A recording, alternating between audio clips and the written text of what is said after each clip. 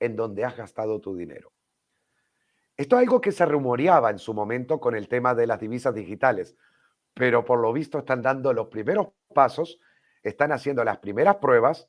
eh, no sé por qué habrá sido en Chile primero, pero atención a todo lo que podrá venir el día que tengamos a las divisas digitales entre nosotros, porque esta es una de las cosas que permitirá a gobiernos, a bancos centrales, controlar sobre nuestros hábitos y en todo caso redireccionar o intentar reeducar a la sociedad para hábitos que ellos consideran deberían ser mejor a los que nosotros solemos tener.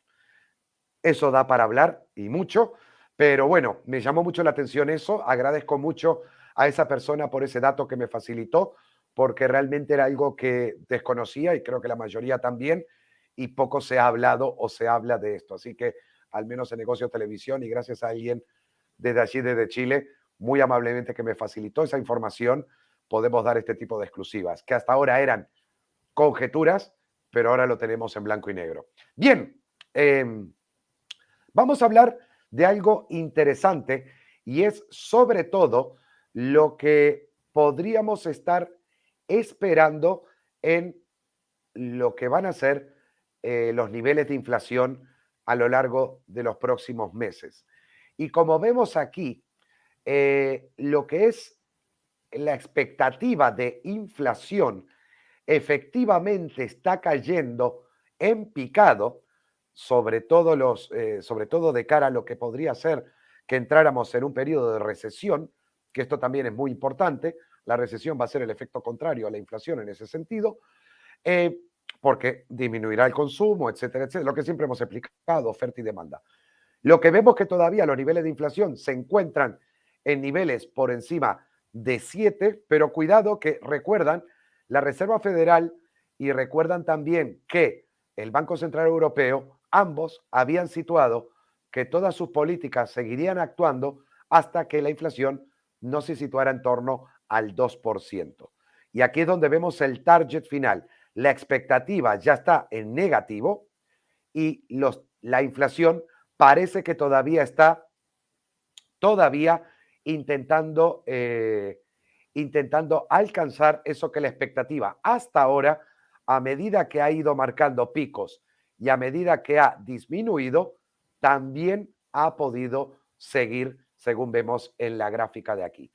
Ahora vamos a hablar también de otras dos cosas que son importantes y es aquí un poco que yo comentaba con mi compañera Marta hace menos de una hora atrás en el especial de actas de la FED, y era en referencia a lo que Michael Burry ayer comentaba o a inicios de esta semana comentaba en su tweet. Bueno, ese inversor famoso, el que tiene las acciones de Geo, etcétera, la de las, entre otras actividades, la de las cárceles privadas en Estados Unidos, que hacía sus inversiones, pero Michael Burry hablaba del posible peligro que podía haber de nuevamente entrar en un pico nuevo de inflación. Y aquí tendríamos un poco la explicación entre lo que es la cíclica y la estructural, que no sé si la mayoría conoce o no. La inflación cíclica, este es un gráfico de Bloomberg, la inflación cíclica es aquella que, como lo dice la palabra, se viene repitiendo cada cierta cantidad de tiempo. Es un proceso natural en cuanto, hablando mal y pronto, en épocas de vacas gordas, nadie escatima en gastos, todo el mundo gasta, todo el mundo compra, todo el mundo invierte y sobre todo eso lleva a que los precios de la oferta aumenten, llevando a que las cosas suban, por ende, inflación. Bien, una de las características de la inflación cíclica se ve sobre todo en los bienes raíces, ¿ok? En lo que es el mercado inmobiliario. Suele ser esa época de vacas gordas acompañada por picos en los precios de los inmuebles a la venta. Esto ocurre tanto en los Estados Unidos de América como también aquí en Europa. Pero luego está la estructural. La estructural es la que hemos estado viendo a lo largo de los últimos 14, 15, 16 meses, algo que comenzó ya en el verano de 2021, comenzó a subir la inflación, cuando servicios y bienes se suman a este boom del gasto por parte de la demanda, por parte de la gente. Estos cuando se suman es cuando generan estos picos tan altos de inflación como lo que hemos visto y que ocurren cada cierto tiempo. Lo que se está trabajando ahora es tratar de destruir la parte cíclica y la parte estructural, por el lado inmobiliario para la cíclica y la estructural con el desempleo, etcétera, etcétera. Pero claro, ¿cuál es el problema y el riesgo? Normalmente, cuando la estructural siempre estuvo en un nivel inferior, permitía que aunque la cíclica marcara un pico, cuando se suman, los picos de inflación no eran tan altos como lo que hemos visto. El problema de que hemos tenido una estructural más elevada, pero una cíclica aún mucho más elevada, que es la que todavía no ha terminado de caer. La cíclica sí, pero no la estructural. Es por ese motivo que la cíclica podría encontrar un punto más bajo para volver a la media de siempre antes de comenzar en unos años nuevamente a subir, etcétera, pero la estructural aún no. Y ese es el problema y ese es el temor que se tiene de que si la estructural no disminuye lo suficiente, podría tener un repunte nuevamente al cabo de los próximos 2 o 3 años, lo que llevaría también a adelantar a la cíclica y por ende otro pico nuevo de inflación. Espero que se haya entendido un poco porque puede ser un poco complejo quizás de entender. Aquí está en la negra lo que es la cíclica y lo que es la estructural en el color amarillo. Y como vemos el pico del 21 en el amarillo fue el mucho más alto, el cíclico ha tenido también en los años 70, sobre todo en los 80, sus picos más altos, pero siempre se situó en niveles bastante controlados en este momento, ¿ok? Por lo tanto, me he metido un poco en el tema macro, ustedes saben, no está Javier, que está de vacaciones y más que merecidas, que es uno de los temas que les gusta hablar a él también, pero bueno, creí conveniente que no siempre todo está en los gráficos y que probablemente esto es un poco de cultura financiera y que les permite saber cuáles son los componentes de la inflación también, qué diferencia entre una y la otra y cuáles son esas cosas que cada cierto tiempo aparecen a lo que ya de forma normal suele ocurrir. Si ustedes observan en el pasado, ya en la década de los 80, la estructural, ¿ok? Era casi siempre mucho más controlada.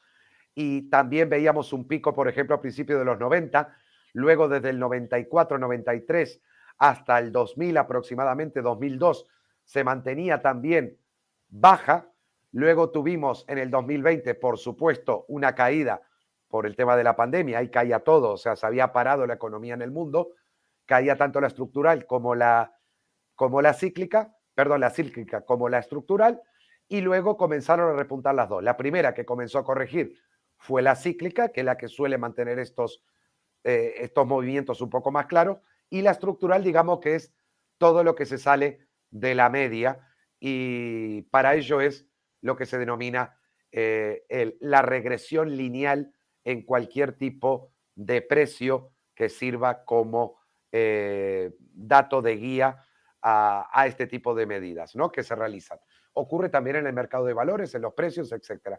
La regresión lineal o este tipo de fórmulas se aplica también al análisis de dónde se sitúa un precio de cotización, tanto si está al alza como también si está a la baja, porque nos permite saber que a lo largo de muchísimos años o décadas, ese precio de cotización solió tener determinados niveles de volatilidad extrema, cíclica y estructural también, extrema y la normal, y cuando hay picos que se salen de esa media, es cuando la regresión lineal actúa.